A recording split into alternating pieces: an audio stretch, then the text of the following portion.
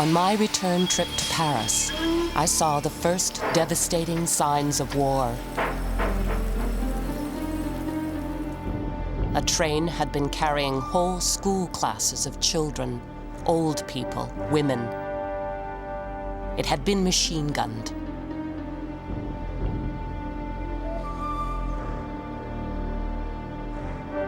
In May 1940, Gladys Arnold is the only Canadian reporter in France. I walked through the train. Blood was spattered everywhere. Broken glass and tufts of hair were partially embedded in the back of a seat. I rushed to a washroom and retched.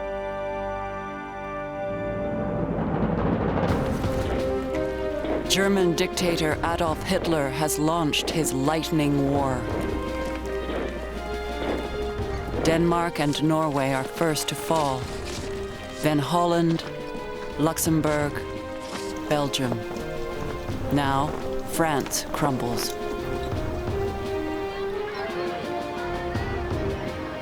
Gladys Arnold joins the flood of refugees fleeing the advancing German armies.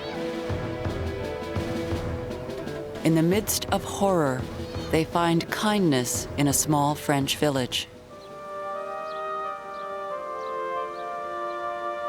Long trestle tables had been set up under the trees, and upon them were heaped literally tons of ripe strawberries. As the refugees moved down an avenue of dappled plane trees, women, old men, and children urged them to fill anything they had with the luscious, fragrant fruit. Just behind them, German forces enter a shocked and silent Paris. France is lost. Gladys Arnold presses on to the port of Le Verdun and a scene of utter chaos.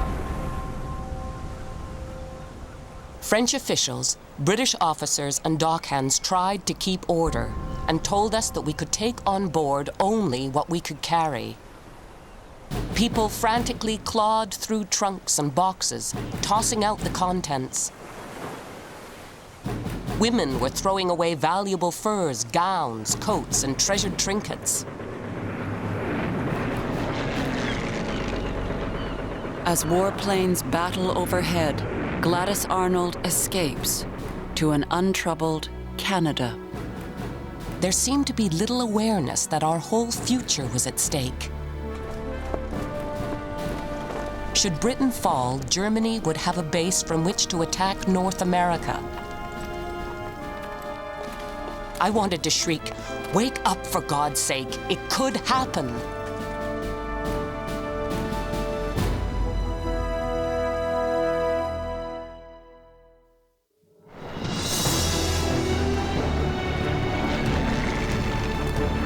The war will transform Canada and its people. It will divide a country and unite a continent.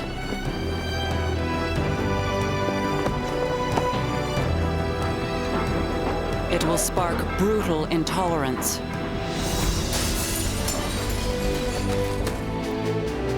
and momentous change. It is a story of triumph over tyranny, of unimaginable death and dislocation. For those who survive, it will bring unexpected promise and prosperity. A new Canada will be forged out of the fires of war, and a proud and confident nation will take its place on the world stage.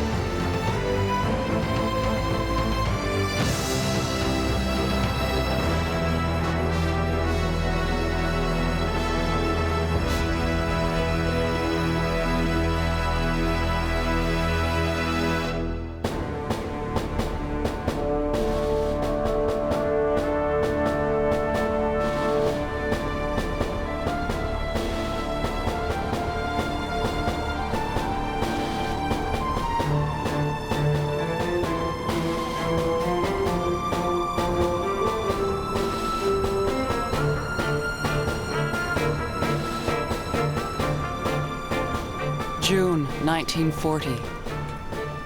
Nazi Germany has Europe in its grip. Its forces mass at the English Channel, poised to invade England a mere 21 miles away. A defiant British Prime Minister Winston Churchill warns the world it is on the razor's edge. Upon this battle depends the survival of Christian civilization. Upon it depends our own British life and the long continuity of our institutions and our empire.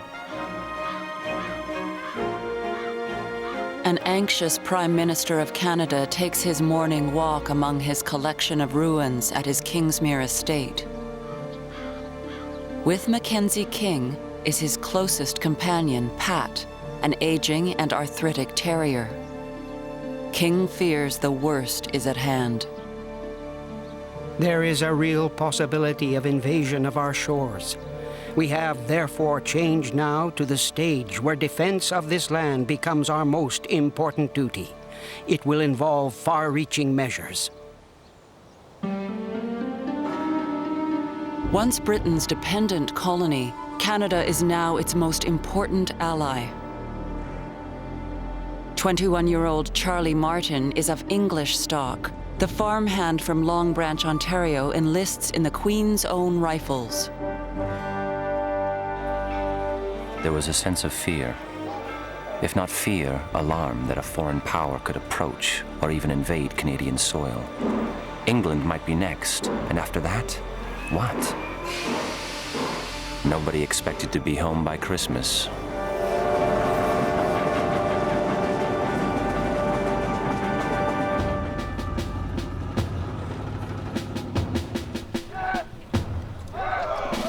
In the dark summer of 1940, there is no shortage of volunteers. Women mobilize to defend the homeland. Many French Canadians sign up, although most regiments are English institutions in language and tradition. Quebec's famed Royal 22nd Regiment, the Vendus, is among the first to ship abroad. A young law student named René Levesque wants to get involved, but will only do it by working with the U.S. Office of War Information. The least I can say is the prospect of going to Valcartier to be ordered in English to peel potatoes in the name of His Majesty hardly turned me on. Prime Minister Mackenzie King faces an excruciating dilemma.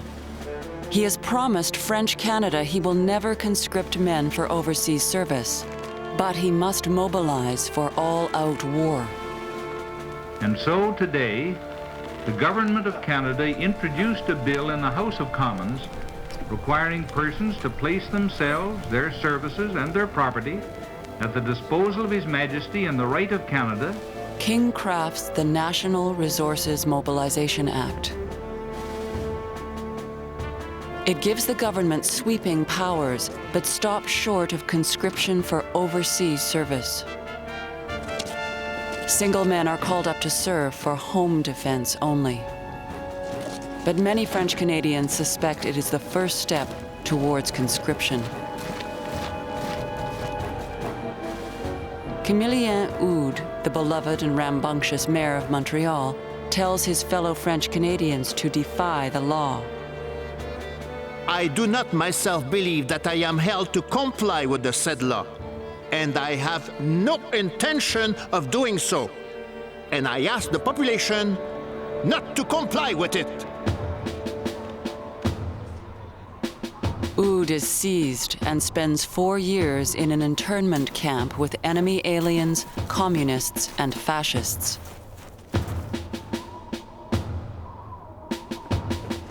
Americans, too, are reluctant to become involved in the war.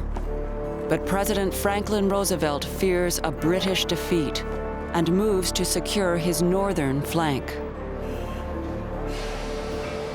He invites King to Ogdensburg, New York, for a private meeting. Roosevelt was sitting in a corner in his white suit, enjoying soda lemonade.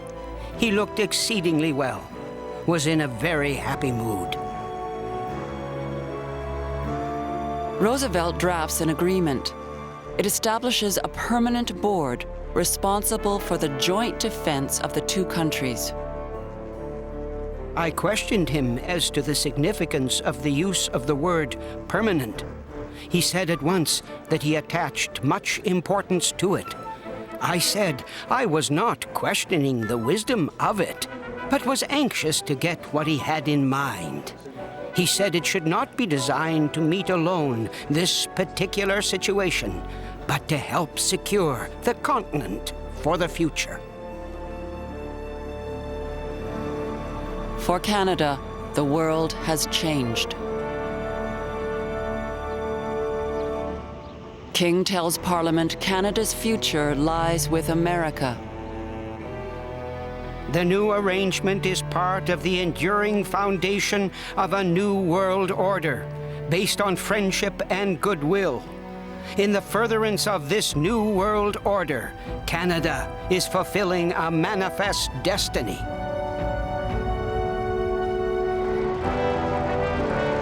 In the summer of 1940, the fate of North America and the world hangs in the balance.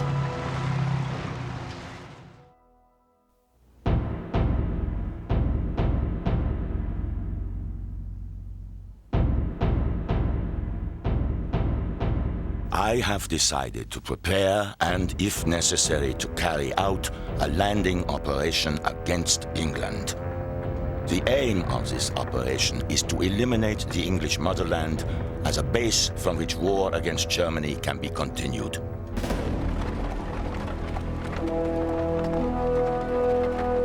On August 8, 1940, Hitler unleashes the Luftwaffe to clear the way for his invasion of Britain.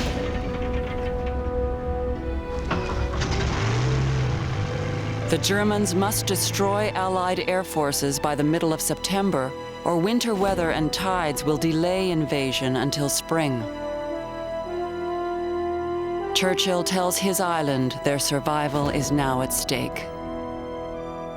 Hitler knows that he will have to break us in this island or lose the war. Let us therefore brace ourselves to our duties, and so bear ourselves that if the British Empire and its Commonwealth last for 1,000 years, men will still say, this was their finest hour.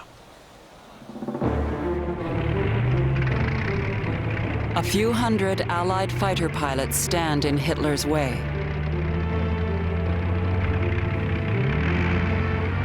Among them, Montreal's Hartland de Monterville-Molson, Ottawa's Jean-Paul Deloge, and Ed Reynaud from Halifax. Saskatchewan's Ernest McNabb leads them in the Royal Canadian Air Force's No. 1 Squadron. On the eve of battle, McNabb is worried. This is the lowest point in my life. I didn't think my men were ready for combat. They have spent only 20 hours in their planes. They have fired only once at a moving target. Now they must face the fearsome Luftwaffe.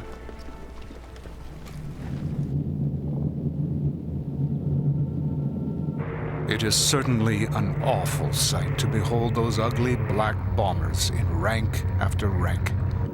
Your mouth dries up like cotton wool. You lose all sense of space and time. We fought far above the clouds in a world of our own, a world of freezing cold, of limitless space, traced with white plume trails of wheeling aircraft as they fought. It was like skywriting gone mad.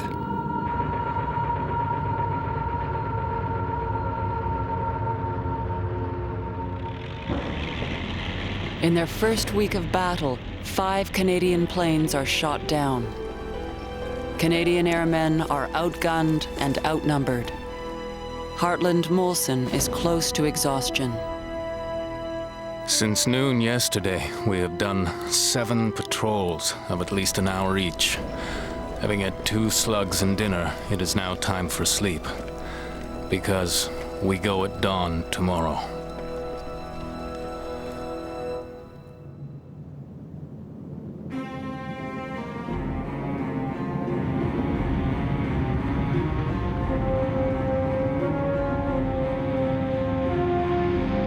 But on September 15th, the Luftwaffe has run out of time.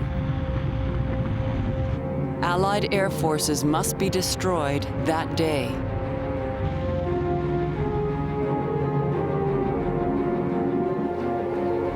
Air raid sirens wail over London. Underground in the command bunker, Churchill watches as waves of incoming German aircraft are plotted.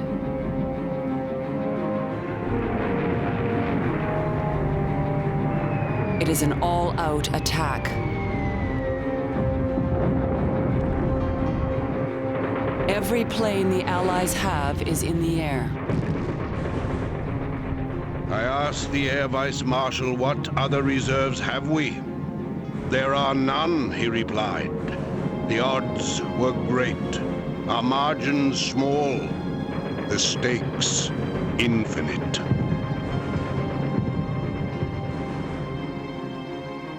"4 miles above, Ernest McNabb and his young Canadians are in the middle of the fateful battle. There were more than 1,000 aircraft in the sky. There was as much danger of colliding with another fellow as there was of being shot down. I counted 9 aircraft falling at one time, and there were parachutes everywhere. It was a terrific spectacle. The world waits.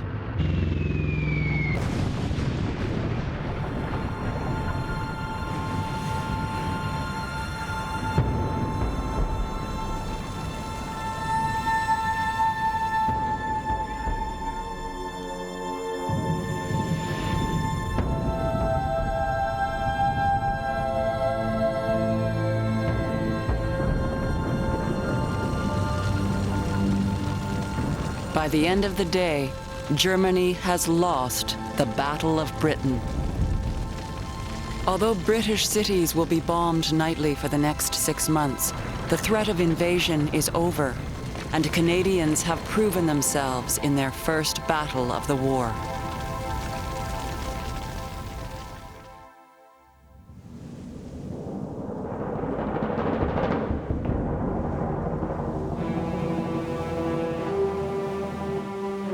At dawn, in December 1940, a German submarine torpedoes the British freighter Western Prince.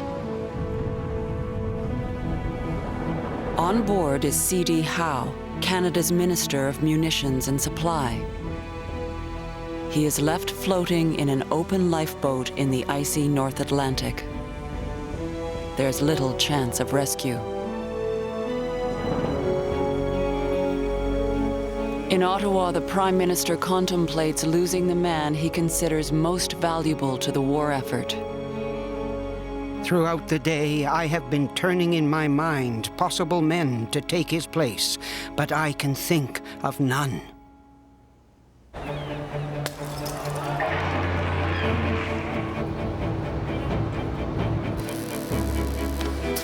King has entrusted Howe with the task of achieving an industrial miracle, transforming a Canadian economy still crippled by the Depression into a mighty war machine. A former engineer who made a fortune building grain elevators, Howe is a man who gets things done. We have no idea of cost, but before the war is over, everything will be needed, so let's go ahead anyway. If we lose the war, nothing will matter. If we win the war, the cost will still have been of no consequence and will have been forgotten. He assumes near dictatorial powers. He tells business what it will produce, how much, how fast, and where. In 1940, the Allies need fighter planes. Howe entrusts this critical job to an unlikely figure. She likes to cook, plays bridge, knits, and likes afternoon teas. James Montagnes, The New York Times. Her name is Elsie McGill. Her grandmother was a suffragist, her mother a judge. McGill has overcome crippling polio to become Canada's top aeronautical engineer. Cancar on Lake Superior had built railway boxcars.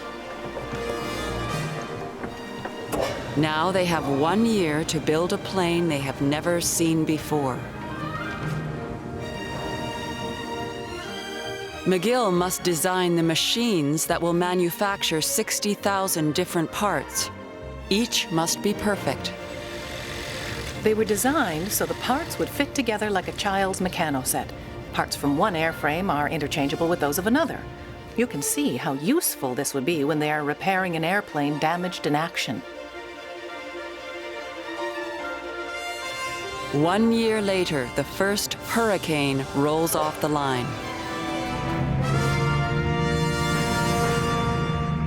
McGill becomes a war hero, a symbol of the miracle of Canada's wartime transformation. A comic book devoted to her exploits is created by the Americans.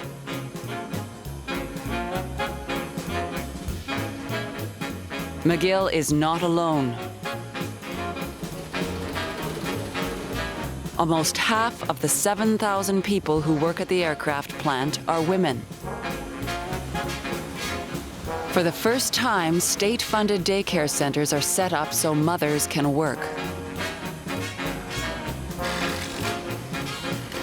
The gates to a different life have opened and will never fully close again. In Montreal, 22-year-old Madeleine Perron goes to work in the factories as a union organizer. It's a world away from her middle-class upbringing and convent education. How remarkable it was that when women were given the chance, they were able to do the jobs which the captains of industry had always said women were incapable of performing. Women leave the countryside for the cities where the giant war plants are located. They can earn as much as $25 a week there, 7 times the pay for a live-in domestic. Edna Jakes is almost 50 when the war starts. A single mother and poet, she joins 9,000 others at a munitions factory in Ajax, Ontario. The work is hot, dirty, and worse. Now we are in the danger zone. No silk or rayon is allowed, no bobby pins, no cigarettes or metal clasps because of danger from sparks. We are given wooden shoes with no nails in them. The air is filled with explosive dust. In Canada, women are helping to transform plowshares into swords on a scale almost unprecedented in history. One dreary night, a young boy began to sing as if to himself, "Land of Hope and Glory." In a second, everyone in the shop was singing tunefully as if it had been rehearsed.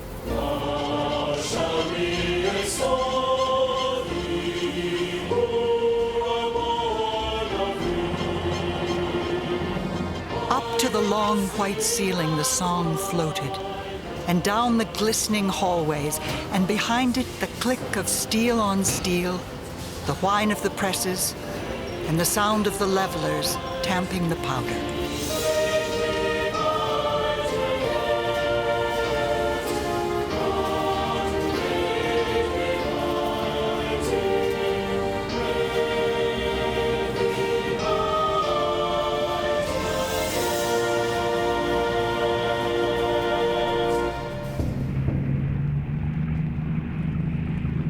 The face of war has changed.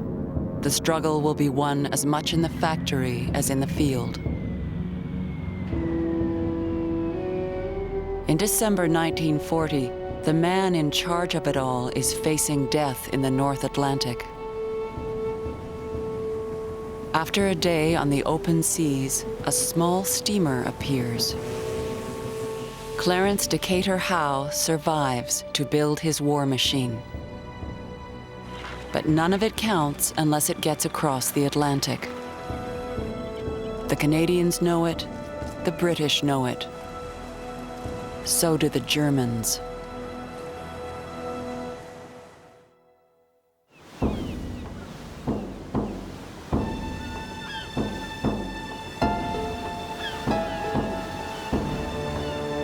The seas are infested with deadly hunters.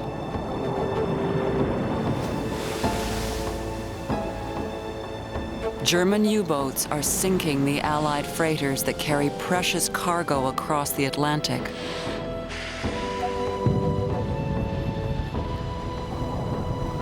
They intend to strangle Britain into submission.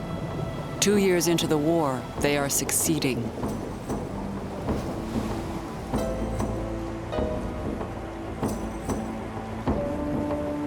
20-year-old Frank Curry signed up during the first fever of mobilization. Now the prairie boy from Winnipeg finds himself part of the longest naval battle in history.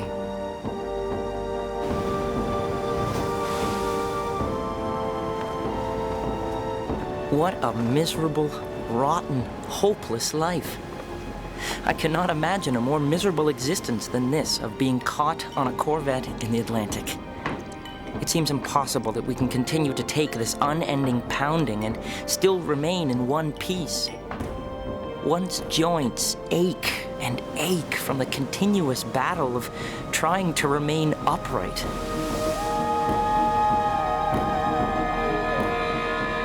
On board, 100 men crowd into space built for fewer than 50. Water pours in through seams, hatches, and ventilators. Mess deck is a terrifying place to venture near.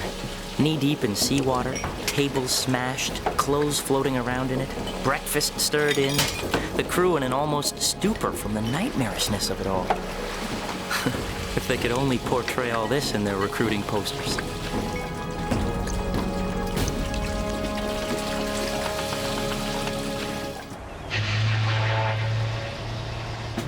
The Canadian Navy is in the front line of the fight against the U-boat. They must protect the giant convoys of freighters and their vital cargo. But the dock workers know many of the men and boys of the merchant ships will never come back. It was the merchant seamen who suffered the most. They couldn't fight back, and they were the best targets. They never knew when they would be singled out for extinction. The suspense must have been awful.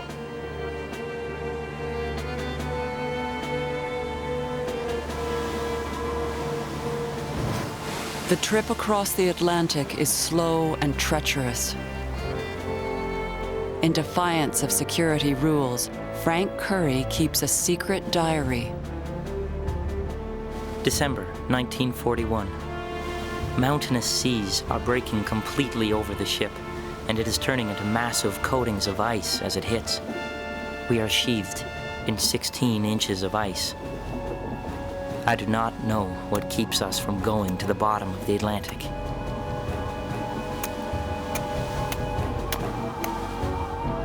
The wolf packs of German U-boats inflict their greatest destruction in an area of the Atlantic out of range of Allied air cover. Sailors call it the Black Pit.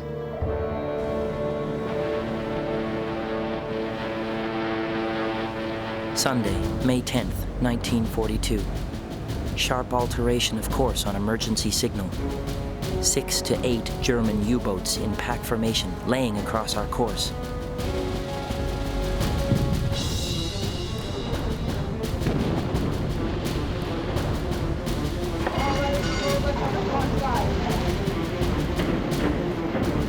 All-out effort to reach convoy under attack. It had lost 16 ships.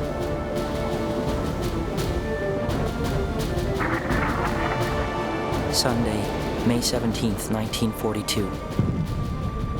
We lost a ship on the far side during the night. Nothing we could do about it. Terrible feeling of helplessness.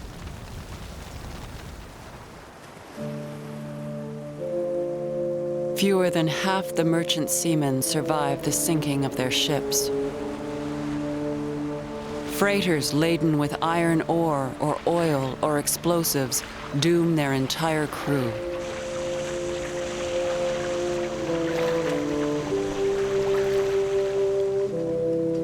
$3,650 sailors and merchant seamen perished during the war.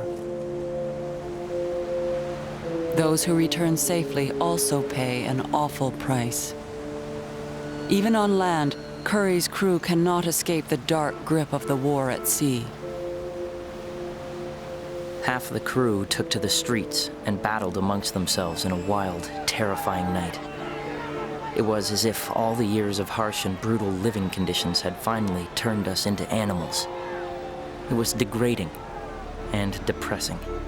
An awful reflection on us and our lives, the war and what it had done to us.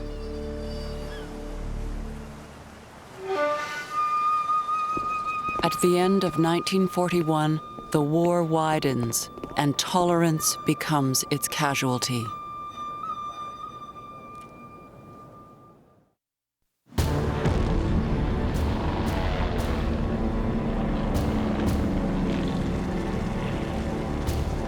We interrupt this program to bring you a special news bulletin. The Japanese have attacked Pearl Harbor, Hawaii by air, President Roosevelt has just announced.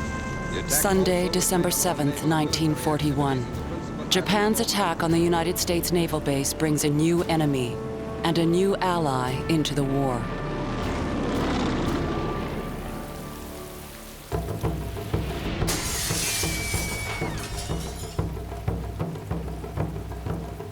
On Canada's west coast, it ignites years of smoldering fear and resentment against Japanese Canadians. Like moles, we burrow within after dark, and only dare to peek out of the window. Muriel Kitagawa is Canadian by birth, as is her husband Eddie and 4 young children. But she tells her brother, who is away at medical school in Toronto, that they are no longer wanted in their own country. Dear Wes, BC is falling all over itself in the scramble to be the first to kick us out from jobs and homes. It has just boiled down to race persecution, and signs have been posted on all highways. Japs, keep out.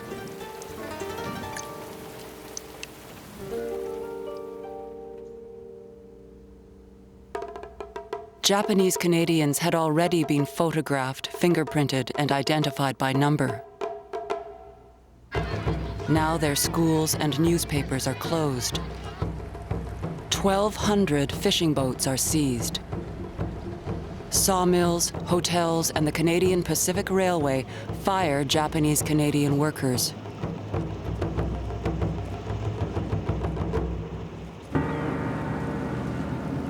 Then, on December 18th, Japan attacks the British colony of Hong Kong. Most of the 2,000 Canadian soldiers defending the island are killed, wounded, or taken prisoner. The news of Hong Kong feeds growing anger and panic. So too does this wartime propaganda film produced by the National Film Board. The soldiers of the rising sun are little men, quick and wiry. Their uniforms are slovenly. Their faces, even in the heat of battle, are tawny masks, blank, expressionless. They believe that they have embarked upon a holy war. British Columbia prepares for an attack. RCMP and military officials advised the Canadian government that Japanese Canadians pose no threat to national security. But the press and the public demand action. Ian Mackenzie, the federal cabinet minister from British Columbia, pushes the cabinet into action. It is the government's plan to get these people out of BC as fast as possible. It is my personal intention, as long as I remain in public life, to see they never come back here. Let our slogan be for British Columbia, "No Japs from the Rockies to the seas."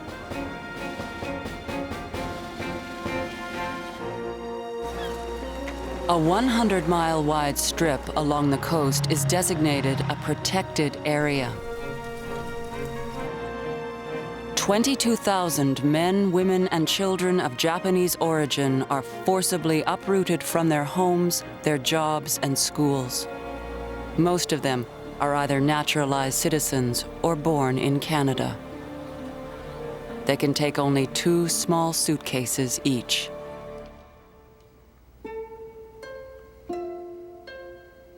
Believing they will return, their valued possessions are carefully wrapped and stored.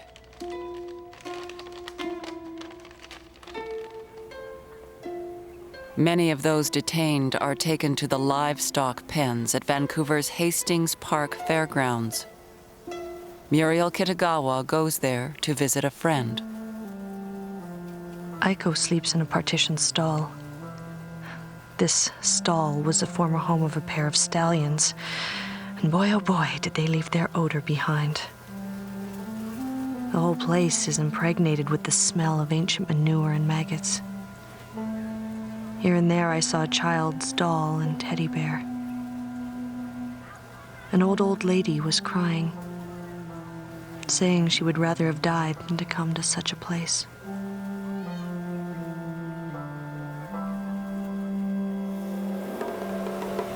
After months in animal stalls, they are shipped on sealed trains to the interior. Families are separated. Men to road and lumber camps. Women and children to shanty towns in the British Columbia wilderness. Their new homes are tents, tar paper huts, and crude shacks. In January 1943, the Canadian government authorizes the sale of all the properties of Japanese Canadians. Homes, cars, businesses are sold for a fraction of their worth. The lives they have built in Canada have been erased. Kitagawa rages against her government. The bitterness, the anguish is complete. You who deal in lifeless figures, files, and statistics could never measure the depth of hurt and outrage dealt out to those of us who love this land. It is because we are Canadians that we protest the violation of our birthright.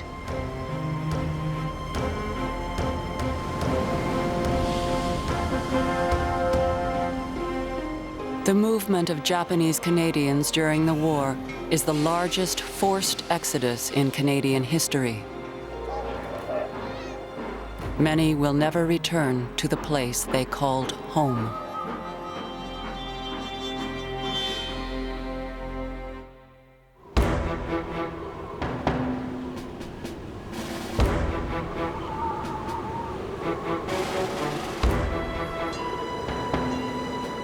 The winter of 1942 brings bitter news. The Allies are losing the war in Russia, North Africa, and the Pacific. And at home, an old conflict has returned. I shall urge, with all the power I can bring to bear, compulsory selective service over the whole field of war. Former Prime Minister Arthur Meehan has returned to lead the Conservative Party. He heaps scorn on Prime Minister Mackenzie King's refusal to introduce conscription. The reason is, the head of the government says, that if we compel Canadians to fight to save Canada, we will destroy the unity of the nation. Can any normal mind accept such a preposterous contention?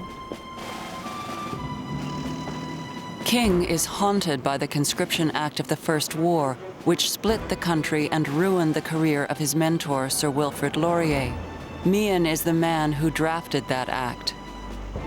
King fears and loathes him.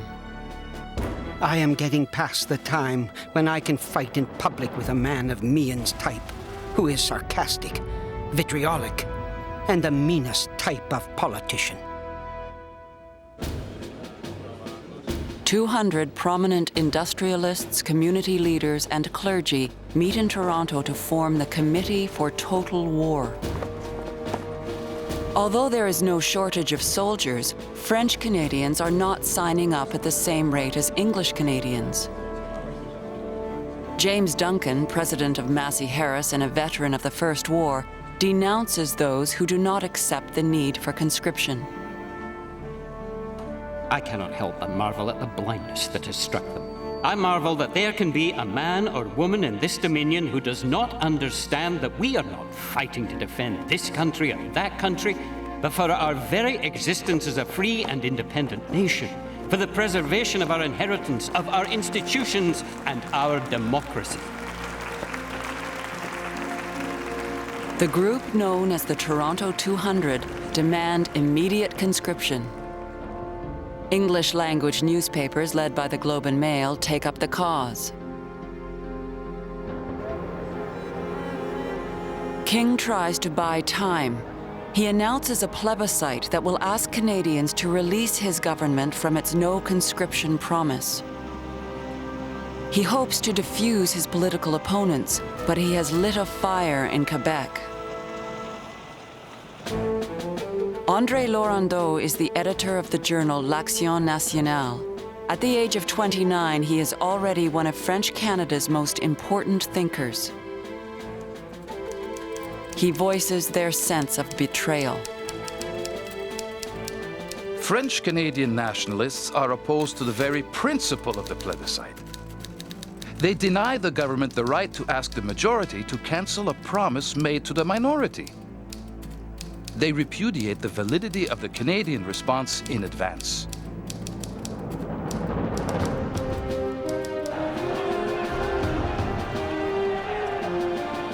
"10,000 people rally at St. James Market in Montreal. Labour, farm, youth, and community groups have formed La Ligue pour la Défense du Canada. They are joined by Quebec's elite. The League believes it is in the country's best interest to vote no. A small country of 11 million inhabitants cannot be the arsenal of the democracies and the allied nations, and, at the same time, an inexhaustible reservoir of fighting men. Canada has no right, let alone obligation, to sabotage itself. In the street, loudspeakers are drowned out by passing streetcars. The crowd grows angry. When police arrive, a riot breaks out.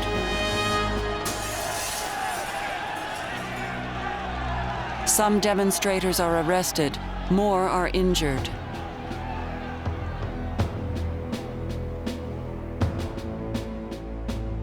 In Quebec, many newspapers fear the loss of government advertising and do not support the no side.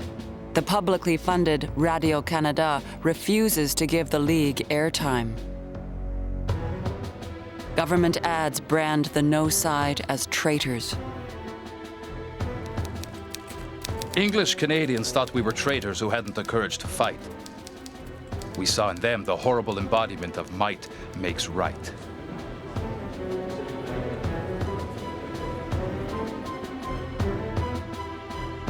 The plebiscite has backfired. The country is riven by dispute. On April 27th, Canadians cast their ballots. Outside Quebec, 80% vote yes to conscription. In Quebec, 72% vote no. French Canadians have lost the plebiscite, but gained a new sense of national solidarity. Together, we have lived through an hour of unanimity the like of which has never been known in our history. French Canadians refused, to let themselves be pushed around. Mackenzie King does not intend to introduce conscription. He finds a way out in a phrase in a newspaper editorial. Not necessarily conscription, but conscription if necessary. He adopts it as his slogan. The crisis has passed for the moment.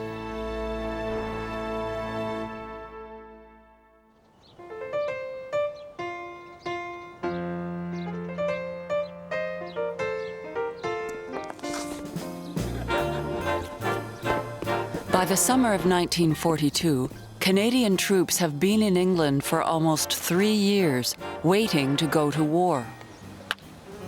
But Allied High Command has secret plans for them, a raid on France.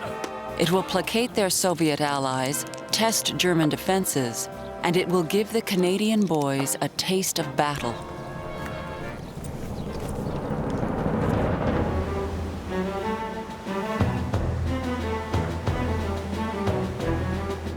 On August 19th, 1942, 5,000 Canadian soldiers are heading for a small resort town on the French coast.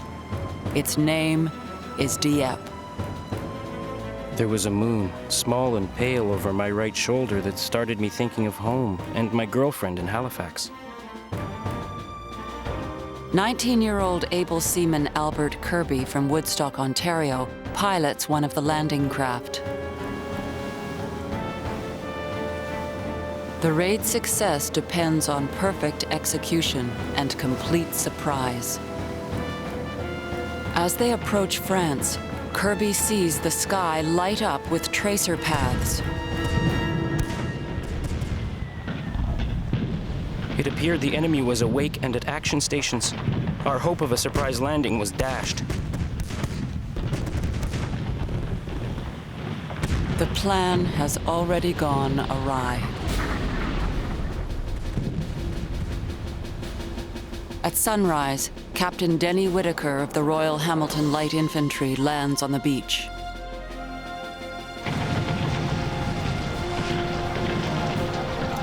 His first glance tells him they are trapped. Dieppe is a German fortress flanked by towering cliffs. Sea and air bombardments have done only minor damage. The Germans are waiting for them. Bullets flew everywhere. Around me, men were being hit and bodies were piling up one on top of the other. It was terrifying.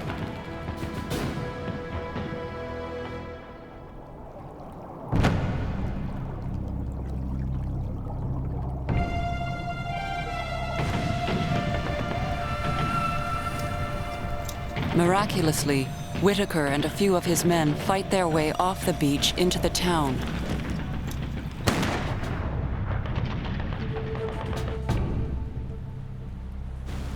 On the command ship, out in the English Channel, Major General Hamilton Roberts thinks his troops have penetrated German defenses. He orders his reserves to land.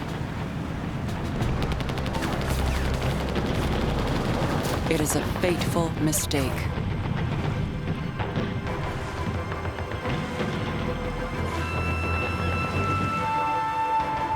The 600 men of Montreal's Les Fusiliers Montréal and their 29-year-old commander, Lieutenant Colonel Dollard Ménard, have been sent into slaughter.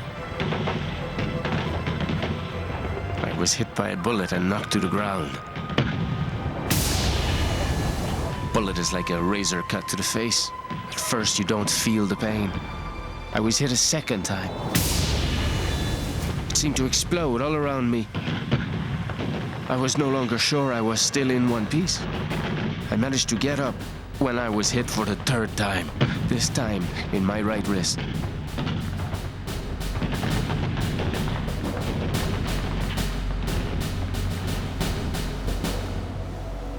Three hours later, the order to retreat is finally given. Captain Denny Whitaker must lead his men back through the inferno of the beach. 200 of them will not make it. The worst part was the dash for the boats amid a hail of bullets and mortar or shell fire. I expected every step to be my last.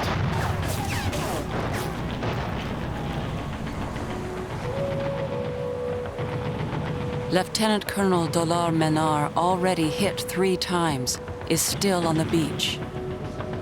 I was hit in the right leg just below the knee, but I continued on. The last bullet hit me below the right ankle and nailed me to the ground for good. I began to pray.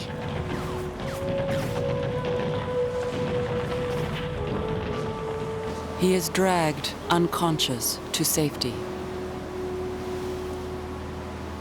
As the men flee for their lives, crews from the Department of National Defense film what was supposed to be the propaganda film of 1942.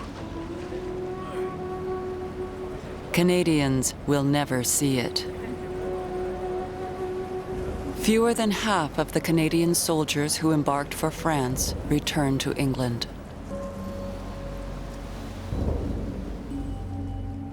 Able seaman Albert Kirby is one of them. What a mixture of feelings went through my body. So relieved to be home. So happy to be in one piece. So ashamed to have come home alone. So angry that I was even a part of something so confusing and apparently unrewarding, without even knowing what I was doing or exactly where I'd been.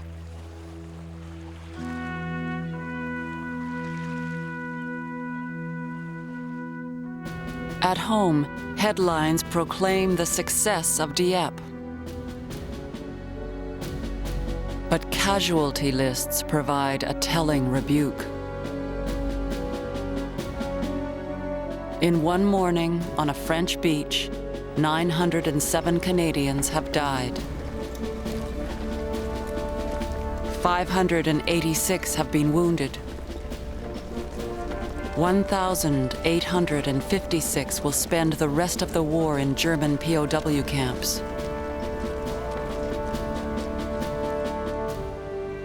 That August, a small burial service is held in England. Canadian General Andrew MacNaughton makes a pledge to his dead young soldiers. Boys, you will not be forgotten. You will be avenged. I promise you.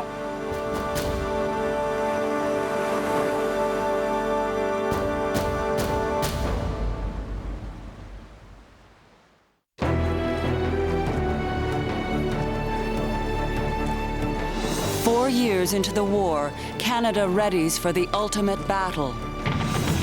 As the nations of the New World prepare to liberate the old. At home, a prairie preacher wins a historic victory. In Ottawa, the government teeters on the brink of collapse. The war will fuel the hopes of many. It will crush the dreams of others.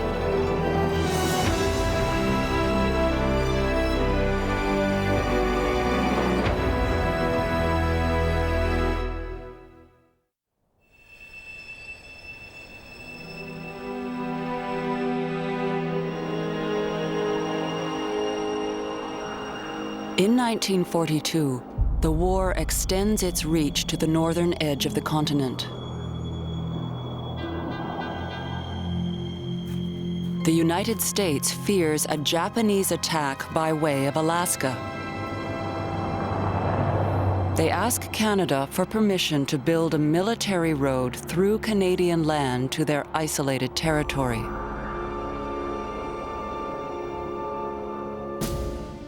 Prime Minister Mackenzie King agrees, but he's beginning to have doubts about his country's new best friends.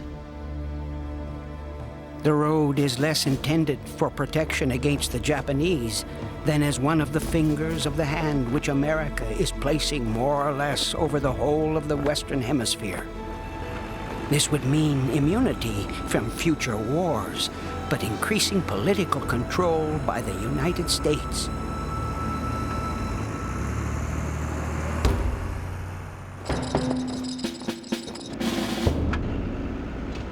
$11,000 American troops arrive in Canada's north.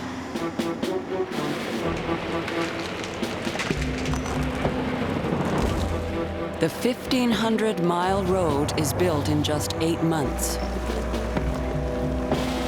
It is an astonishing display of muscle and might. America's highway to Alaska changes the face of the North and the lives of the people who live there.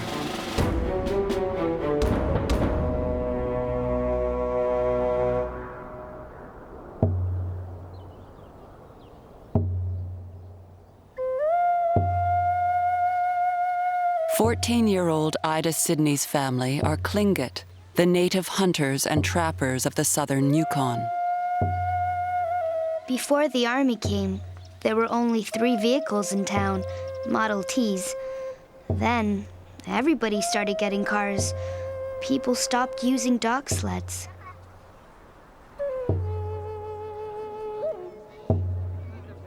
The highway destroys their traditional hunting grounds and trap lines.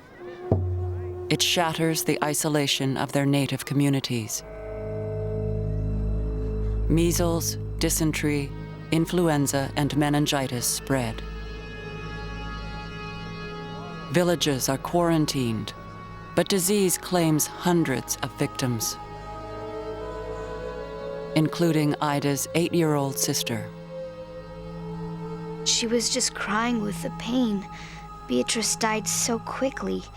After the funeral, my mom was walking along by our place, and you could see her little tracks in the dirt by the house. Mom just collapsed. Ida's older brothers, Peter and George, are away, serving in the Canadian Army. George remains in Canada, but Peter leaves to fight in Europe. He would write that he was fine and that he had seen unbelievable things, that it was unimaginable what men will do to other men.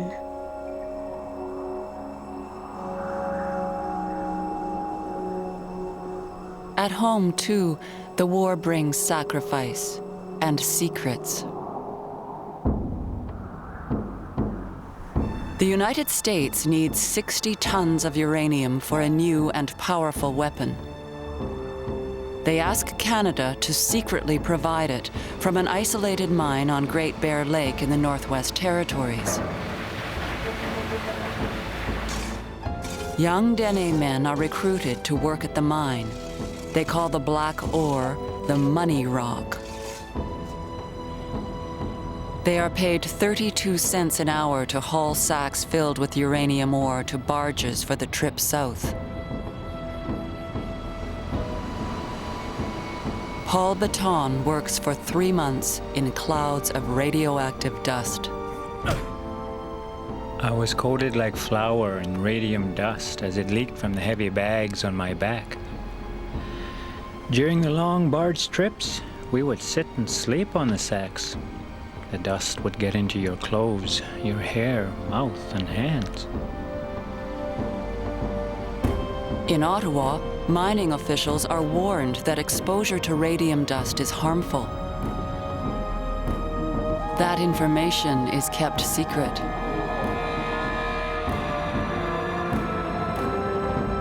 The uranium will be used to build the world's first atomic bomb. And the Dene town on the shores of Great Bear Lake will become known as the Village of Widows because so many of the men die of cancer.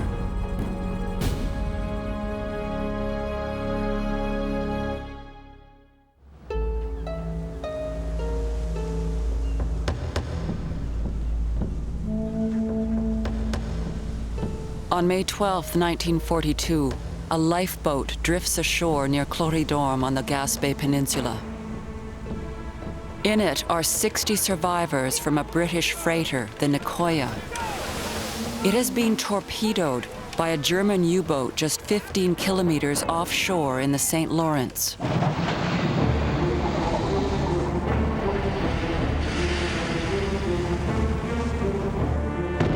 The war has come home.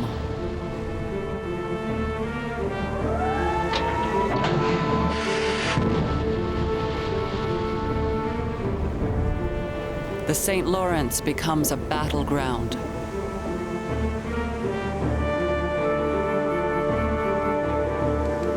Lifeboats and debris wash up on the beaches. Fishermen rescue oil-soaked survivors. The public clamors for protection, but the Canadian Navy is unable to stop the attacks.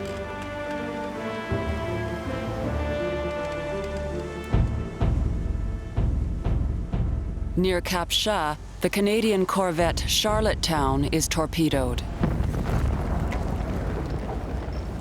Léopold Fortin, a young sailor from Chicoutimi, is thrown overboard. I was all by myself. There was fog and you couldn't see anything. Time after time, I cried, "Help! Help!" On shore, the son of lighthouse keeper Octave Gendron watches with his family as a Canadian naval escort hunts for the U-boat. The river turned as red as blood. My mother was so scared she almost died. They were bombing so close that when the bombs fell in the water, the windows shattered. It was terrifying. But once again, their German prey escapes. After 2 hours in the St. Lawrence, Léopold Fortin is rescued. Many are not as lucky.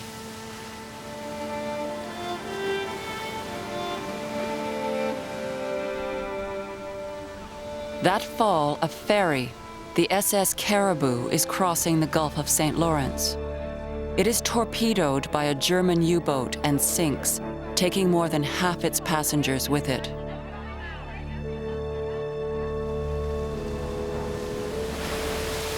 In total, the attacks in the St. Lawrence claim the lives of 258 men, women, and children.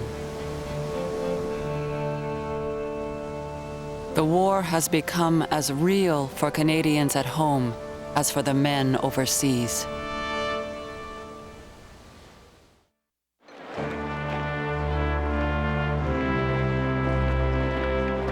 Canadian women watch 1 million of the men they love go off to war. For the first time, they too are allowed to enlist, and 46,000 do.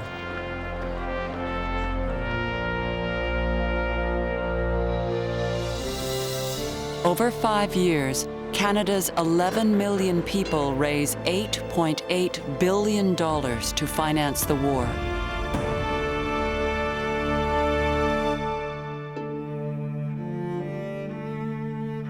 For many, the war is lived every day through letters sent and received from loved ones half a world away.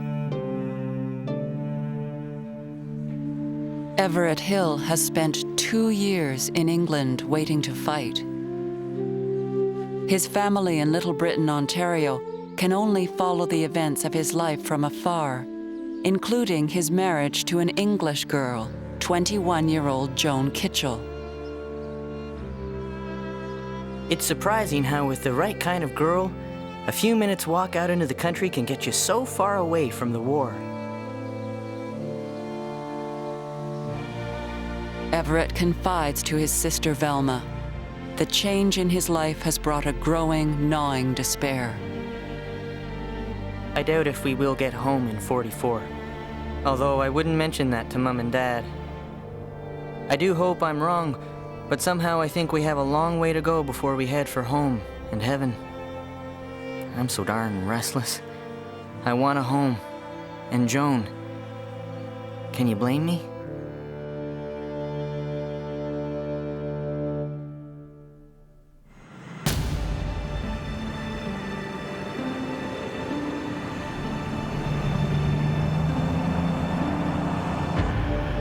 After 3 desperate years, the Allies are on the attack in North Africa, in Russia, and in the air.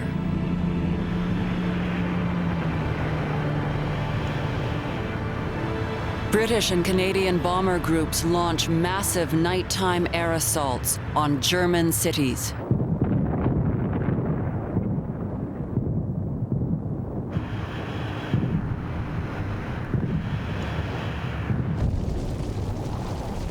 They are the most deadly of all Canada's battles.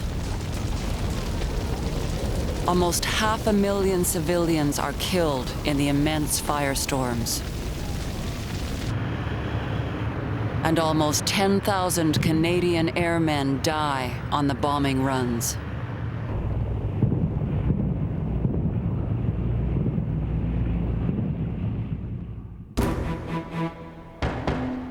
For the first time since Dieppe, Canadian land forces go into battle. In the summer of 1943, the Allies invade Italy, Germany's ally.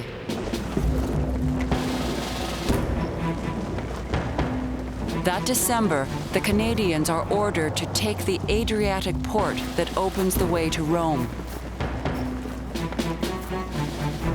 Ortona will be a brutal testing ground for Canadian soldiers.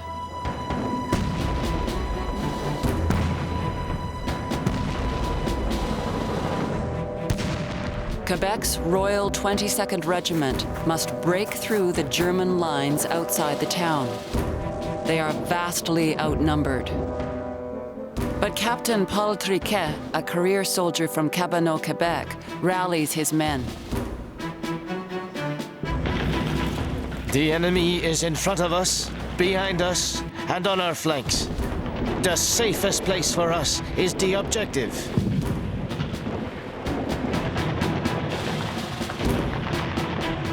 They claw their way to a clump of farmhouses known as Casa Berardi. The Germans lay siege.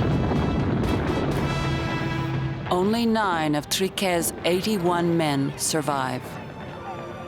My men were more than brave. They obeyed when all seemed lost, and died with rage in their hearts at not being able to do more. For his bravery, Triquet wins the Victoria Cross.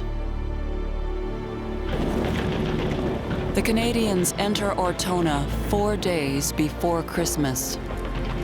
Hitler orders his elite German paratroopers to defend the town at any cost, and they do.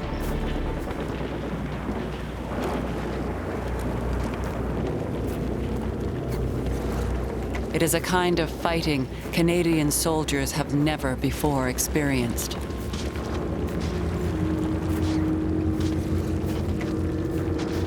Major Jim Stone is with his home regiment, the Loyal Edmontons. It was by guess and by God, mostly. Every situation you were confronted with, you handled it right there.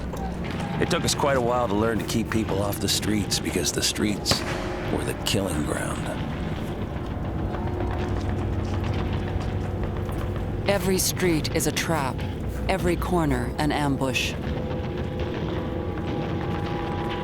The Canadians blast their way forward through the houses of the town. They take Ortona room by room. A soldier from Toronto, armed with watercolors, documents the fighting. But Charles Comfort can make no sense of this battle of dynamite.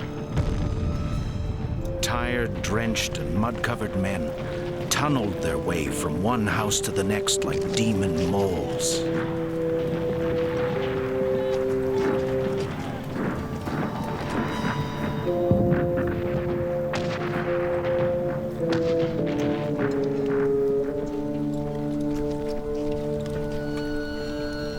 Christmas Day offers only a brief respite from the killing.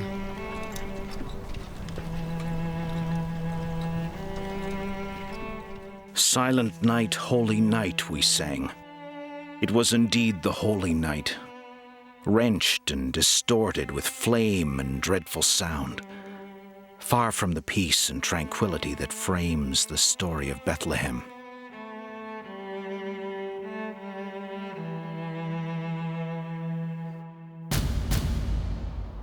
2 days later, the Canadians have beaten the best of the German army. But glory has its cost. Almost 1,400 men have died. Battle exhaustion has rendered 1,600 more incapable of fighting. And Charles Comfort wonders at the worth of their prize. We had inherited little more than a useless pile of muddy rubble. A grotesque and malignant forest of ruins crowded all about us. Here indeed was the imagery of purgatory, but it was the human loss that staggered everybody.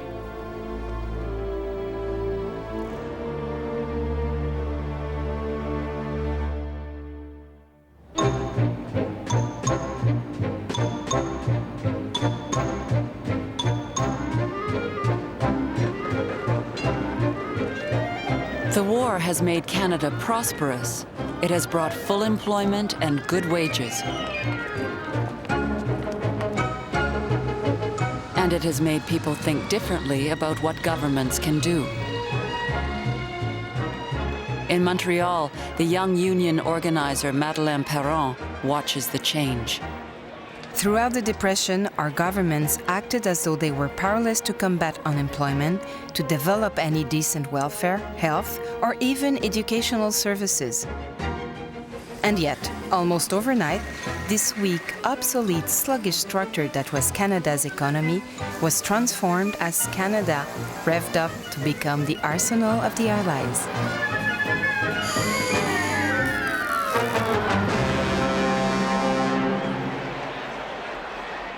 Canadians are afraid the end of the war will bring the return of unemployment and hardship. Workers organize to protect themselves and their families. One opinion poll shows the Socialist Cooperative Commonwealth Federation, the CCF, is the most popular party in Canada. In 1943, people are no longer afraid of left-wing ideas. A call goes out to Canada. It comes from out the soil. Come and join. In Saskatchewan, a Baptist preacher turned politician leads the provincial CCF. Tommy Douglas believes that government has a responsibility to improve the lives of ordinary people. The Liberal Party is more committed than ever to a policy of laissez-faire, a policy of every man for himself, as the elephant said when he was dancing among the chickens. And that's a good policy if you happen to be an elephant. It's a little tough on you if you happen to be a chicken. The war has pushed farm production up, but kept prices low. One bad crop can mean losing the family farm to the bank. And Douglas knows a trip to the hospital can mean destitution. Again and again, we would leave someone sitting in the hospital waiting room while we went out and borrowed or begged a few dollars here and there till we'd make up enough to pay the bill. I buried a young man in Griffin and another one at Pangman who died because they hadn't the money to get proper care. I buried a good many people that I knew, some of whom I loved.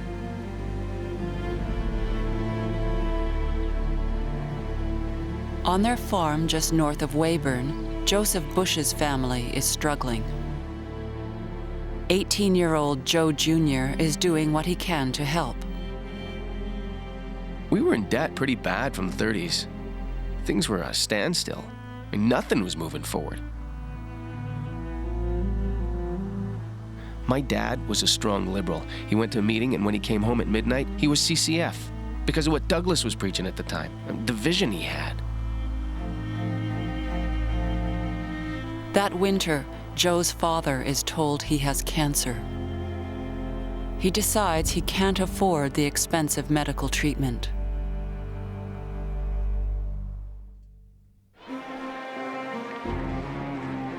In the spring of 1944, a provincial election is held. For Douglas, it is a call to arms. This is the greatest political battle you and I have ever witnessed, because the outcome may decide our way of life for the next quarter of a century. The country's biggest companies launch a vicious campaign. They claim a CCF government will take people's homes, their savings, their children, even their freedom. Mortgage companies threaten farmers with foreclosure if a CCF government is elected. Every newspaper in the province supports the ruling Liberals. 2 days before the election, Douglas tells people the fight for freedom must be won here as well as overseas. This is no time for the weaklings who are willing to become apologists for big business. These are times that call for men of courage and women of vision to strike a blow for our economic emancipation.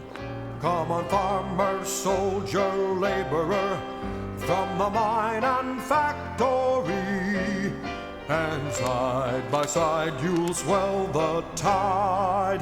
CCF to victory!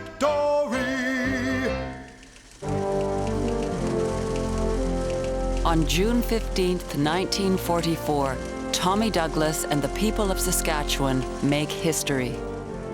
The first socialist government in North America is elected.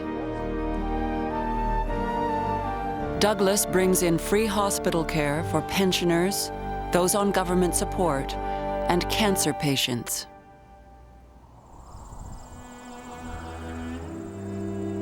But Joseph Bush does not live to see it.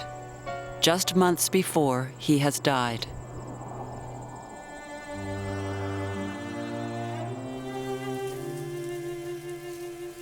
In Ottawa, Prime Minister Mackenzie King is worried that the end of the war will bring the return of the Depression, and he fears the rise of the CCF. Ottawa civil servants have already produced a blueprint for Social Security and post-war reconstruction. Mothers will receive a family allowance for every child. Workers and their unions will get improved legal rights.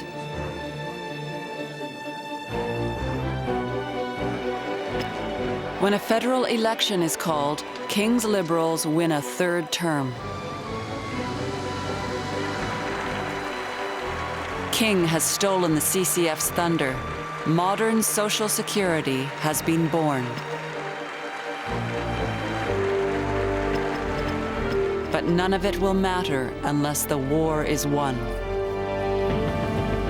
In the spring of 1944, the Allies prepare to take back a continent.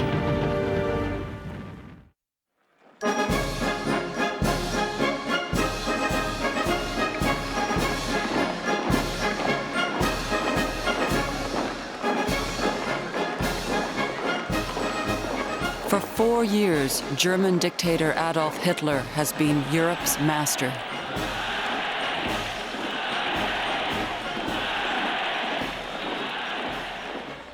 In England, Everett Hill is still waiting for his war to begin. I'm to become a daddy in August. Bet you have a hard time getting over that shock. Joan and I really don't want much, sis, but it seems as though we are to be denied that for some time to come. But someday, this will all be over.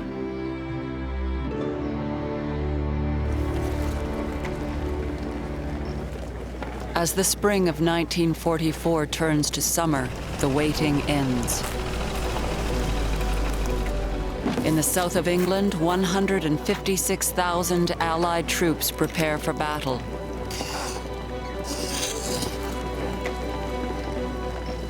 "15,000 Canadian soldiers are among them. At Southampton, the men of the North Shore New Brunswick Regiment and their chaplain, Reverend Raymond Hickey, board their ship. The second-in-command of the regiment came into the officers' quarters and said, "It's on." The tense days of secrecy and guessing were over. we would strike the French coast the next morning.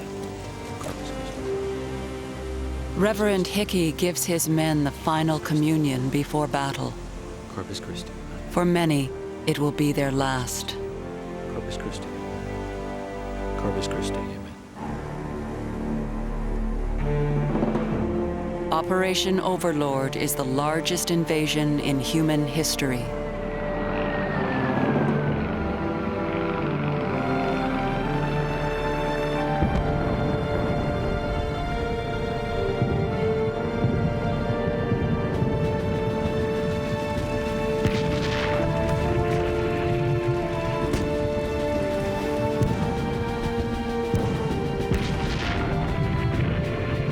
On Monday, June 6, 1944, the Allies cross the English Channel. Canada's soldiers are bound for the beaches of Normandy and the liberation of a continent.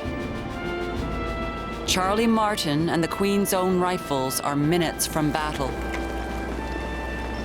We had never felt so alone in our lives. Everything was dead quiet. Except at any second, we were expecting the German shelling to start. And it did.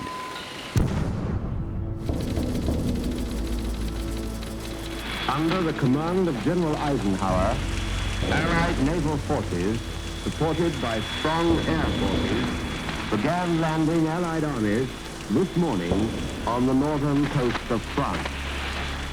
The news is electrifying.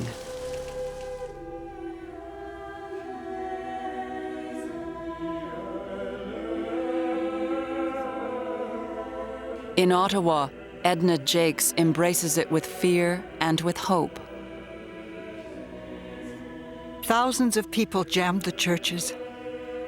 I went to St. Andrew's and sat quietly with the rest of them, everyone praying, wiping the tears away, not saying a word.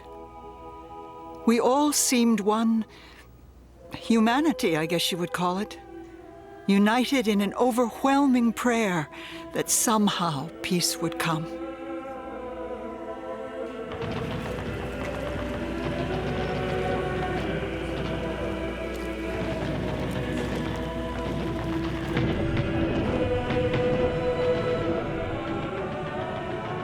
D-Day is a triumph for Canadian soldiers.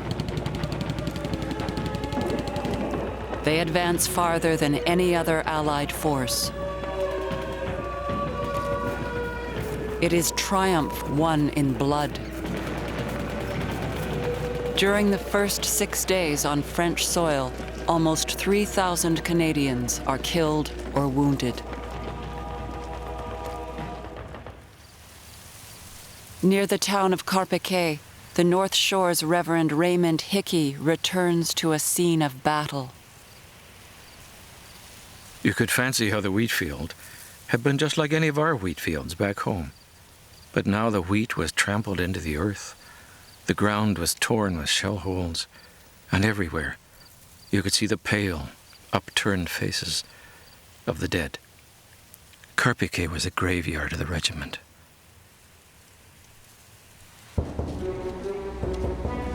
Two months after D-Day, the Canadian and British forces have advanced only 20 miles. To the west, American troops break out. Hitler orders his 7th Army to pursue them. He has ordered them into a giant pocket. If Canadian troops can close off the eastern side, hundreds of thousands of German soldiers will be trapped.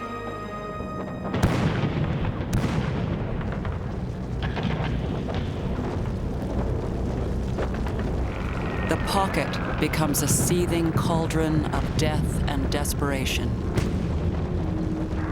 German soldiers battle towards the opening and safety.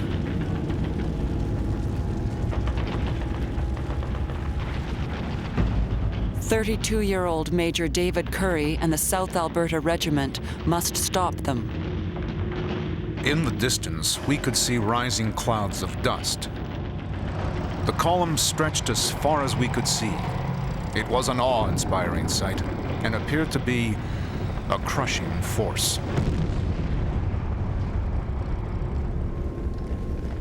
With only 175 men and 16 tanks, they kill, wound, or capture almost 3,000 Germans. Despite the Canadians' courage, they cannot close the gap. Also on the road is a young artillery captain from Quebec City. Pierre Sévigny is a liaison officer to the Polish Armored Division. They are out of ammunition and surrounded by German forces. At dawn, the enemy tanks attack.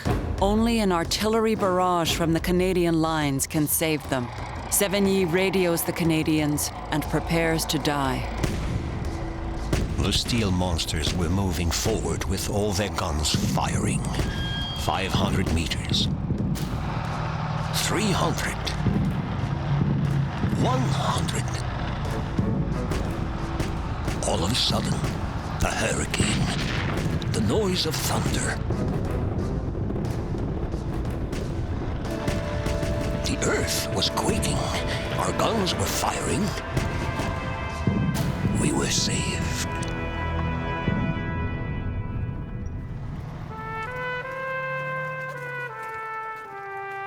Sévigny and Currie will be decorated for their valor. The Battle of Falaise is over. Charlie Martin will never forget its horror. The sunken roads were littered every foot of the way with corpses and burned equipment. In the heat of August, it did not take long for the bloating to start. The stench made us sick. During the summer of 1944, the Germans have lost 400,000 men.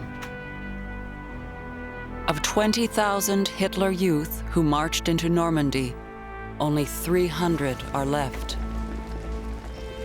The German army in Normandy has been decimated. At the farm in Little Britain, Everett Hill's sister Velma writes him. Dear Everett, hiya kid, how goes it? Mother just phoned to say she had a letter from you saying that you were somewhere in France. I've been afraid of that for some time. Hope it will soon be all over so you can pick up Joan and beat it for Canada. I'll keep my fingers crossed for you. On the same day, a mortar explodes near the town of Caen in Normandy. Everett Hill is killed instantly. He is just 23 years old. 6 weeks later, Everett Hill's child, a daughter, is born. More than 5,000 Canadians have died on the killing grounds of Normandy. Half of Charlie Martin's regiment is among them, but they have helped bring a Nazi army to ruin. The cost had been hard for us, but at Falaise, the collapse seemed an awful testimony to a regime which lasted not 1,000 years, but barely 12. We had come to learn the full meaning of total war.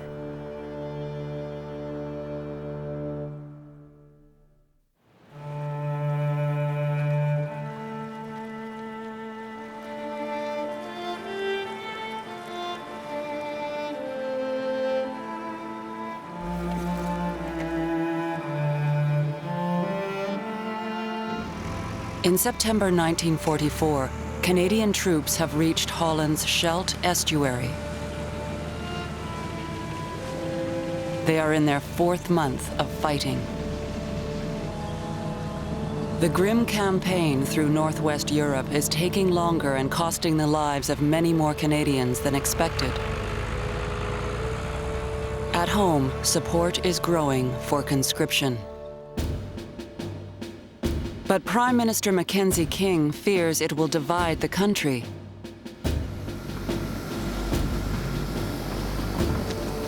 The Minister of National Defense, Colonel James Leighton Ralston, visits Europe to personally investigate reports that Canada is running out of soldiers. Casualties are rising. Units are under strength and exhausted. Ralston is shaken.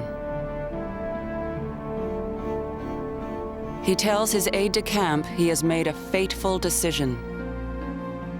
He would either force the government to bring in overseas conscription, or he would resign. He had me draft a signal to send to the Prime Minister requesting the earliest possible meeting with the cabinet. King will know what that means, he said quietly.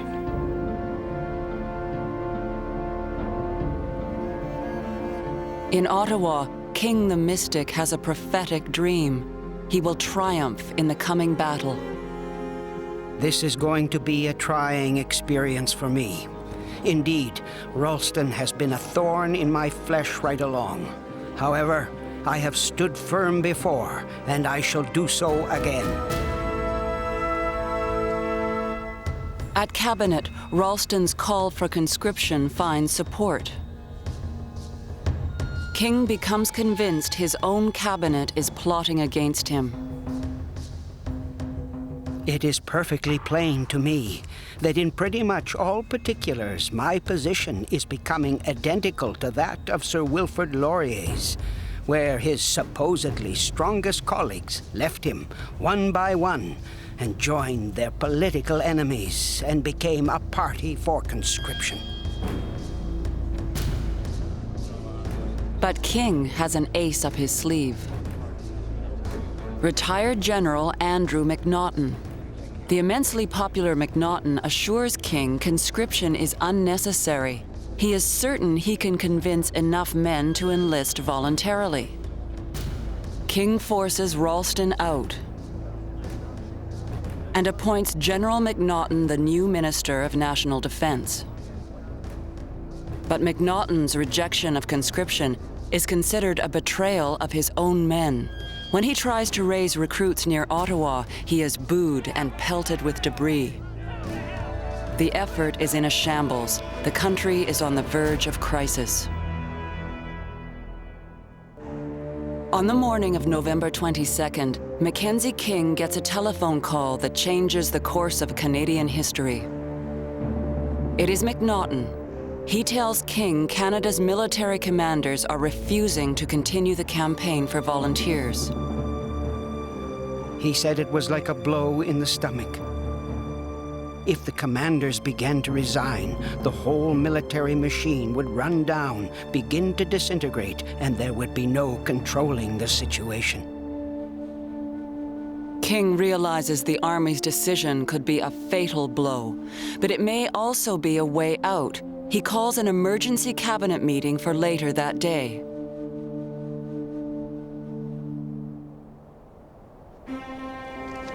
Unbeknownst to King, 6 of his most powerful ministers, including C.D. Howe, have decided to break with the Prime Minister.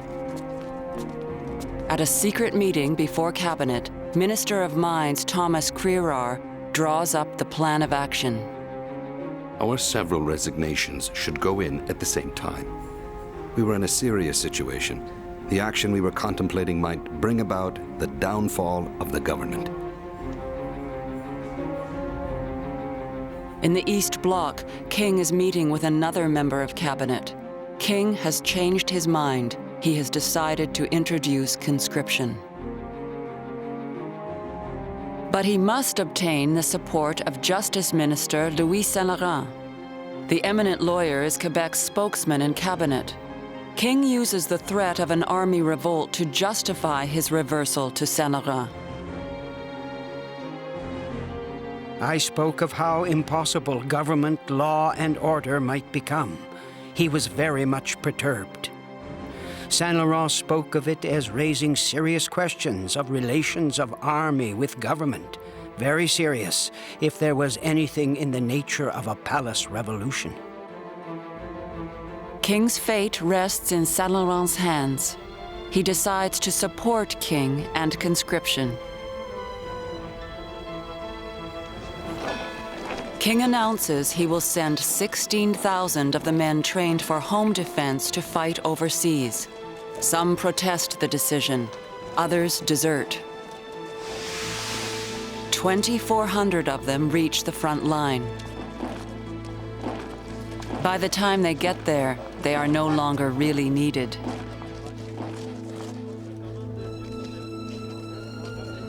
The crisis has almost destroyed the government, but King and the country have survived.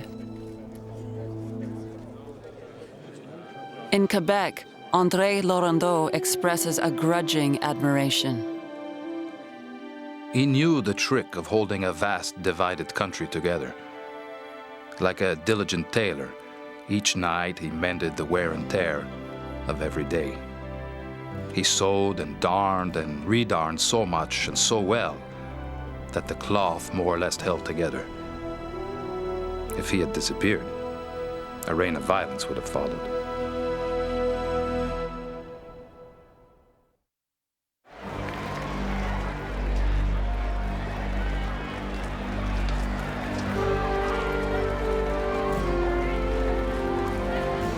The spring of 1945 brings freedom to the people of Europe.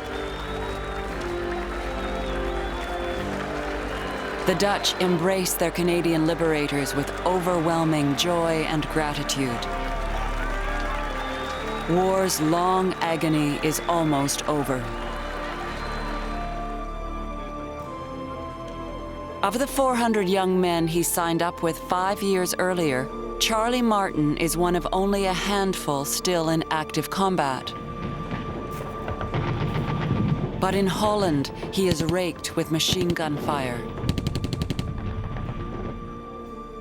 Martin is carried to base hospital and surgery. When he was working on my arm, I came to for a few seconds, looked down at what he was doing and said, "Don't take it off." The doctor shouted, "More ether." Then I passed out for good.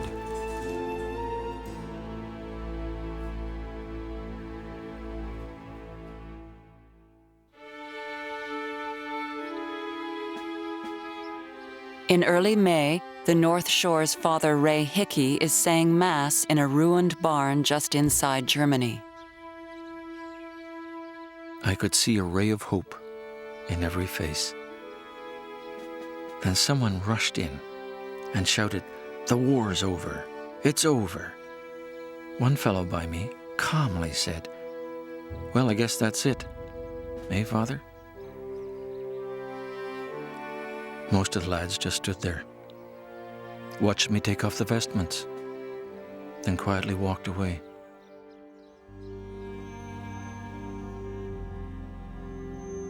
René Lévesque ends his war as the senior correspondent to the U.S. 7th Army. As Allied armies march through a vanquished Germany, they find unimagined evil. Lévesque is with the Americans when they liberate the Nazi death camp at Dachau. I felt as if I were in another world. This was not a chance mishap, but the systematic death machine. A truly scientific industry of elimination. A hell fabricated with great care. We couldn't believe what we saw.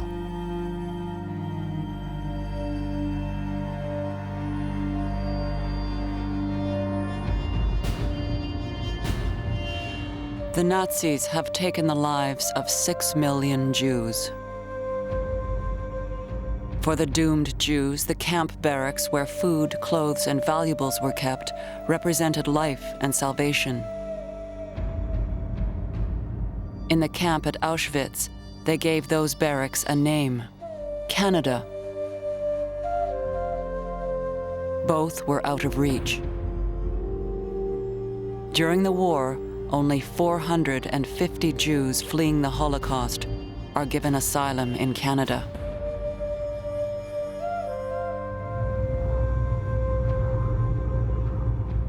Three months after the defeat of Germany, the end of the Second World War is heralded with indescribable horror in Japan. On August 6th, the Americans dropped the world's first atomic bomb on Hiroshima.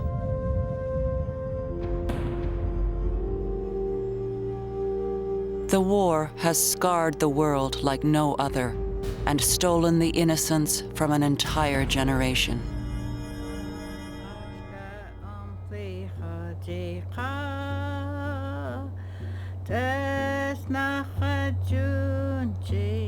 In the Yukon village of Carcross, Angela Sidney welcomes her son Peter home with an ancient Tlingit song about separation and safe return. But now he must find his way in a homeland that has forever changed in the wake of war.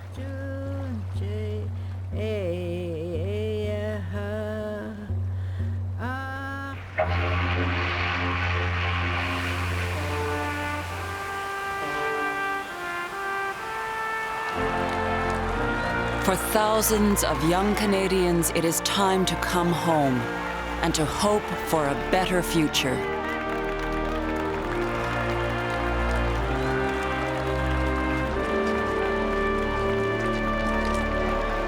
After 5 years in the Navy, Frank Curry is back on dry land, for good, in Winnipeg. He takes out his diary for the last time. Quite a day in anyone's life to arrive back in one's hometown after a terrible war, all in one piece, a discharge around the corner and university ahead, with all the prospects of a very peaceful home life, to make life seem very, very wonderful.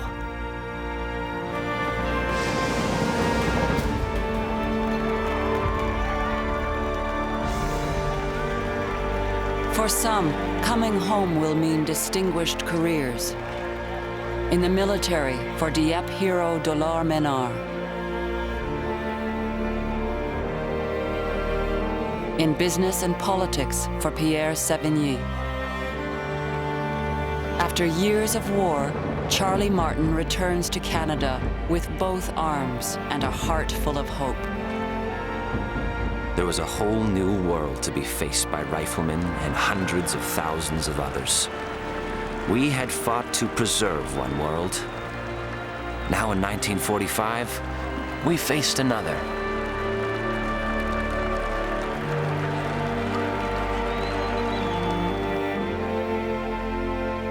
Joan Hill arrives from England at the farm in Little Britain in Ontario. She introduces 19-month-old Lynn Everett Hill to her grandparents, aunts, and uncles. Everett Ivan Hill's story does not end with the war. His wife and his daughter and his grandchildren would come to call Canada home.